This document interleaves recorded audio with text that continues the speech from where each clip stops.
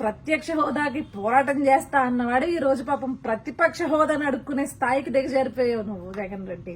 అడుక్కుంటంలో కూడా అంత కొవ్వెందుకు నీకు, అంత బలిపెందుకు? అందుకే కదా నిన్ను ప్రజలు ఆఖరికి నీకు ప్రతిపక్ష హోదా కూడా వద్దురా బాబు, పక్కకు పో, నీ వల్ల రాష్ట్రానికి నాశనం తప్పించి నువ్వు ఏ హోదాలో కూర్చున్నా రాష్ట్రానికి నాశనం, వెళ్ళి ఆ పక్క రాష్ట్రాల్లో తగలబడి ఇక్కడ వద్దు అని చెప్పేసి గెంటేసింది.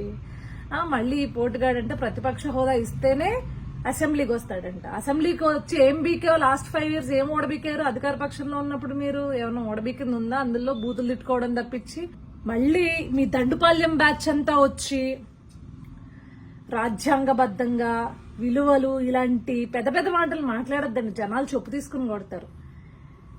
నీ నియోజకవర్గం కోసం, నీ నియోజకవర్గ అవసరాల కోసమో లేకపోతే నీ రాష్ట్రం నువ్వు అనుకుంటే కనుక ఆ ప్రజల అవసరాల కోసమో ఇదిగోండి ఈ సమస్య ఉంది, దీన్ని పరిష్కరించాలి మీరు అని చెప్పేసి అక్కడ అధికార పక్ష నేత, పార్టీ నేత తెలియజేయడం నువ్వు అసెంబ్లీకి రావాలి. అంతేగాని అసెంబ్లీ సెషన్స్ అసలు స్టార్ట్ అవ్వకముందే, డిస్కషన్ స్టార్ట్ అవ్వకముందే వెనుజూపు వెనక్కి పారిపోతుంటే నువ్వేం మొగోడు స్వామి, నాకు అర్థం కాదు. మళ్ళీ రాయలసీమలో పుట్టాను పులి అని చెప్పేసి ఎలివేషన్ చేసుకుంటావేంటి? నీ నియోజకవర్గ ప్రజల అవసరాల కోసం నువ్వు వచ్చి మాట్లాడాలి. వాళ్ళందరూ ఓట్లేసినందుకు ఏదో పెద్ద నేను ఓడబీకేన్ రాష్ట్ర ముఖ్యమంత్రిగా అని చెప్పేసి ఒక 11 సీట్లు తెచ్చుకున్నావు కాబట్టి ఆ 11 సీట్లలో ఉండే ఆ 11 నియోజకవర్గాల్లో ఉన్న ప్రజల అవసరాల కోసం మాట్లాడాలి. లేదు అంటే నువ్వు రాష్ట్రానికి పెద్ద రిప్రజెంటేటివ్ అని ఫీల్ అవుతా ఉంటావు కదా.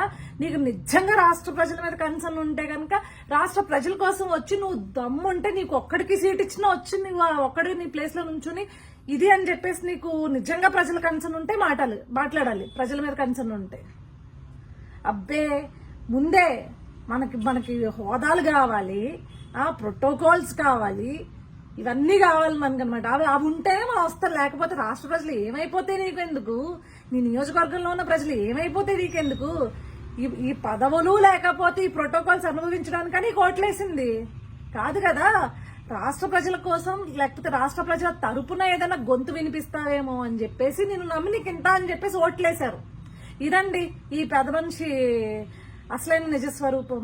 ఇతగాడికి పదవులు, ప్యాలెస్లు, ప్రోటోకాల్లు, మరి పీతో మొదలయ్యే వాటి మీద ఎంత వ్యామోహం ఏంటో అర్థం కాదు. ఇలాంటి ఉండి దర్పాలు, అధికార దర్పాన్ని ప్రదర్శించడానికి మాత్రమే సీఎంలు అవడం కోసమో లేకపోతే అధికారం కోసమో వెంపర్లాడతాడు తప్పించి ఎప్పుడూ కూడా ప్రజల పక్షాన అయితే నిలబడిన పరిస్థితి లేదు. అది మనకు కనిపిస్తూనే ఉంది. ఇలాంటి ఇంకొకసారి నేను ప్రజల కోసం రాజ్యాంగబద్ధంగా ప్రజల కోసం నేను నిలబడతాను, మాట్లాడతాను అని అంటే ముందు అసెంబ్లీకి వచ్చి మా కోసం మాట్లాడండి అని అడగండి.